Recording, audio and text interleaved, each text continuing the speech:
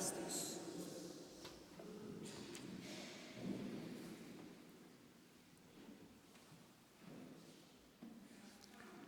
Para suster, bapak, mama, saudara-saudari terkasih dalam Yesus Kristus Tuhan. Siapa juga tidak takut kalau di tengah laut dengan angin sakal, ombak, tiba-tiba muncul seorang berjalan di atas air. Jangankan para murid dahulu, mungkin kita sekarang bisa serangan jantung tiba-tiba kalau lihat orang berjalan di atas laut. Tapi dari sisi lain, hal ini harus dilihat bahwa para murid itu perlu diuji. Para murid itu perlu ditempa, perlu dibina, perlu dibimbing dengan hal-hal ekstrim seperti ini. Mengapa Yesus tidak bersama-sama dengan mereka dari awal, tapi membiarkan mereka berjalan sendiri dan dia masih ada di darat? Dan ketika melihat perahu diombang-ambing oleh ombak dan para murid sangat ketakutan, dia datang dan dengan berjalan di atas air.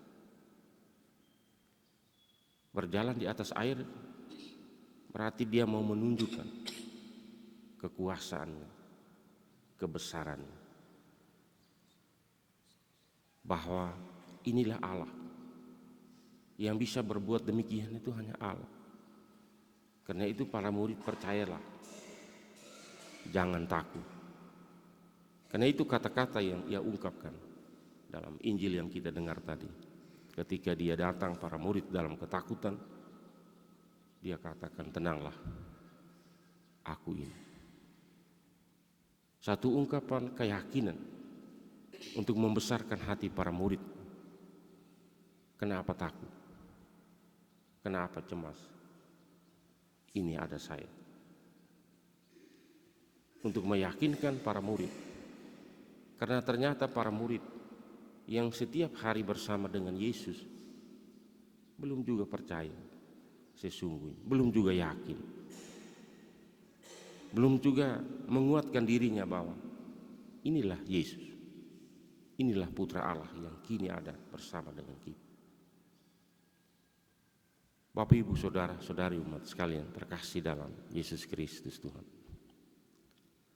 Orang yang takut itu sama dengan orang yang hidup dengan penuh kecurigaan.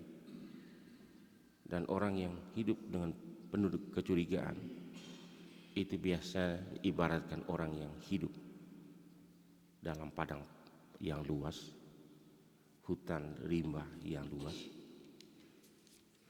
Karena itu apa saja yang muncul akan mencurigakan. Jangan-jangan ini, jangan-jangan itu. Yesus dalam bacaan pertama tadi mengingatkan kepada kita bahwa siapa yang hidup dalam ketakutan, dia tidak mampu mencintai. Dia tidak mampu mengasihi orang. Karena itu sabda Tuhan hari ini mengajak kita sekalian untuk terus membina kesatuan kita dengan Yesus, supaya